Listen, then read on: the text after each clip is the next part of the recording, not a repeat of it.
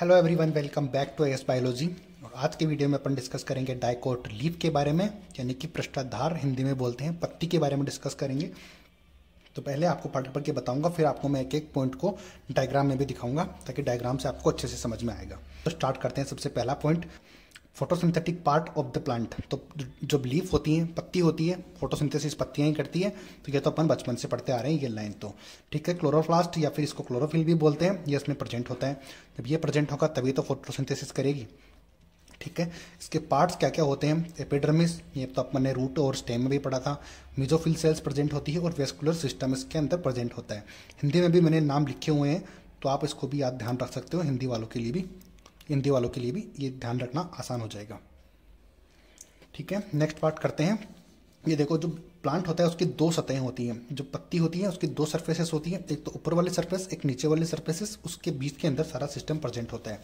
देखो मैं डायग्राम दिखाता हूँ आपको। ये देखो, ये डायग्राम होता है अपने डाइकोट लीफ का डायग्राम अपन ने बनाया हुआ है। ठीक है, तो ये ऊपर वाली सरफेस होती है, ये नीचे वाली सरफेस होती है। तो ऊपर वाली सरफेस होती है उसको एडेक्सियल एपिडर्मिस बोलते हैं। इसको सरफेस ऊपर वाली होती है, इसको बोलते हैं एडेक्सियल, इसको बोलते हैं एबैक्सियल। ठीक है, एपिडर्मिस ही होती है, ऊपर वाले पार्ट को एपिडर्मिस ही अपन बोलते हैं। इसके ऊपर जो होती है क्यूटिकल प्रेजेंट होती है। तो मैंने आपको बताया था कि रूट के अंदर क्यूटिकल की ज़रूरत नहीं पड़ती, बट जब स्टेम और जो लीफ होती है वो बाहर एयर में प्रेजेंट होती है, खुले में प्रेजेंट होती है, तो वहाँ पर उनको प्रोटेक्शन की ज़रूरत पड़ती है, इसलिए यहाँ पर क्यूटिकल प्रेजेंट होती है। ठीक है, अब ये जो ऊपर वाली लेयर है, नीचे वाली लेयर है, इन दोनों के बीच में पार्ट्स प्रेजेंट होंगे। इसके अंदर एक तो पेलिसेड मेसोफिल होती है और एक स्पॉन्जी मेसोफिल होती है, यानी कि मेसोफिल सेल होगी। एक तो मेसोफिल सेल दो टाइप की होती है, एक तो पेलिसेड और एक स्पॉन्जी मेसोफिल्स।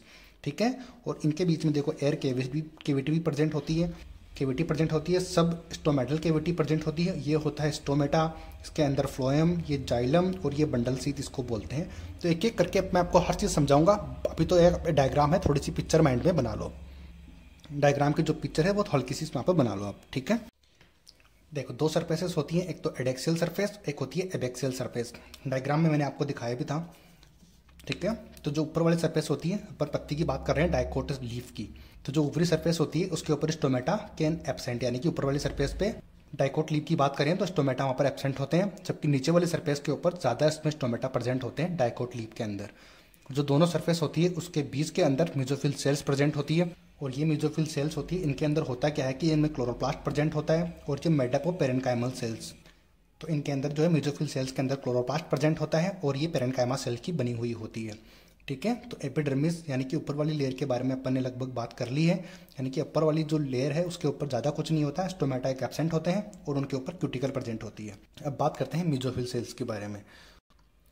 देखो मैं डायग्राम आपको दिखा देता हूँ। सबसे पहले तो ये है मेसोफिल सेल, ये बीच वाला पार्ट है जो अपर सरफेस और नीचे वाले सरफेस है, इन दोनों के बीच का जितना भी पार्ट है, ये ग्रीन वाला पार्ट, इसको बोलते हैं मेसोफिल सेल्स। तो मेसोफिल सेल्स दो टाइप की होती है, एक तो पेलिसेड मेसोफिल, एक होता है स्पॉन्जी मेसोफिल्स। तो पेलिसेड तो ये होती है, लंबी लंबी सेल्स प्रेजेंट होती है, इसको बोलते हैं पेलिसेड मेसोफिल। और जो राउंड शेप में प्रेजेंट होती है ये सेल, इसको बोलते हैं स्पॉन्जी मेसोफिल्स। और जो स्पॉन्जी मेसोफिल्स हैं इसके अंदर ये स्पेस प्रेजेंट होती है, इसको बोलते हैं एयर केविटी भी प्रेजेंट होती है। तो जो एबैक्सियल सरफेस होती है इसके नीचे देखो स्टोमेटा प्रेजेंट होता है। एबैक्सियल सरफेस के अंदर स्टोमेटा प्रेजेंट होता है, तो स्टोमेटा के जस्ट ऊपर प्रेजेंट होगा सब स्टोमेटल केविटी, उसको बोलते हैं। इसके अंदर ये जाइलम प्रेजेंट होता है, ये फ्लोएम प्रेजेंट होता है और ये जो है बंडल सीथ होता है। बाकी अपन एक एक करके हर पार्ट को डिस्कस करेंगे। तो अभी स्टार्ट करते हैं। सबसे पहले मेसोफिल सेल्स, जैसे पेलिसेड पेरेन्काइमा और होते हैं स्पॉन्जी पेरेन्काइमा, ये दो टाइप की सेल प्रेजेंट होती है। ये देखो, अब देखो present just below the adaxial surface. अब एडेक्सियल और एबैक्सियल सरफेस को कैसे पता लगाएंगे कि कौन सी ऊपर वाली है कौन सी नीचे वाली? तो मैंने आपको जब बताया था कि जब एबीसीडी अपन पढ़ते हैं तो मैंने बताया था कि पहले वाले को बाद में कर देना और बाद वाले को पहले कर देना, जब दो वर्ड की अपन बात कर रहे हैं। तो दो वर्ड की बात हो रही है, एक तो डी और बी, यानी कि ए तो सेम ही है, तो एडेक्सियल और एबैक्सियल सेम से नाम है, बस डी और बी का अंतर है। तो एबीसीडी के अंदर बी पहले आता है तो इसको ले जाओ बाद में, यानी कि नीचे लास्ट में लेके जाना है, पहले डी को लेके आओ, यानी कि ऊपर वाले सरफेस डी हो जाएगी यानी कि एडेक्सियल और बाद वाली हो जाएगी एबैक्सियल। इस तरीके से आपको ईजी रह जाएगा। ठीक है, अब देखो, तो एडेक्सियल सरफेस के जस्ट नीचे प्रेजेंट है पेलिसेड पेरेन्काइमा, अभी मैंने आपको दिखाया, डायग्राम तो माइंड में होगा ही। तो देखो सेल्स आर लॉन्ग, लंबी लंबी सेल्स इसमें प्रेजेंट होती है, जैसे कि आपने देखा, ये देखो लंबी लंबी सेल यूं करके लंबी लंबी सेल है ना। और देखो प्रेजेंट वर्टिकल एंड पैरेलल, ये देखो वर्टिकल है एक दूसरे के साथ और पैरेलल प्रेजेंट है। ठीक है, हर चीज़ आपको क्लियर हो रही है डायग्राम से। नेक्स्ट पार्ट देखो, स्पॉन्जी पेरेन्काइमा क्या होती है, present below the palisade cell. तो ये पेलिसेड सेल थी, इनके जस्ट नीचे ये स्पॉन्जी सेल प्रेजेंट है। तो ये देखो, ठीक है, cells are oval and round shape होती है। तो देखो ओवल शेप है और राउंड है, कुछ राउंड है कुछ ओवल भी है। ठीक है, इनके अंदर क्या होती है, large space and air cavity present होती है। तो लार्ज स्पेस, ये बड़ा सा स्पेस होती है, इसको एयर केविटी तो बोलते हैं। तो ये इसके अंदर प्रेजेंट होती है, किसके अंदर, स्पॉन्जी जो पेरेन्काइमा होते हैं उसके अंदर। ठीक है, तो large and space present the between the cells, एक दूसरे सेल के बीच में ये प्रेजेंट होती है। अब बात करते हैं वेस्कुलर सिस्टम की। वेस्कुलर सिस्टम किस टाइप का प्रेजेंट होता है, देखो vascular bundle present which seen in the veins and middle ribs. तो मिड रिब्स, जो पत्ती की जो मिडरिब होती है उसके अंदर जो वेंस और मिडरिब होती है उसके अंदर वेस्कुलर बंडल प्रेजेंट होते हैं पत्तियों के।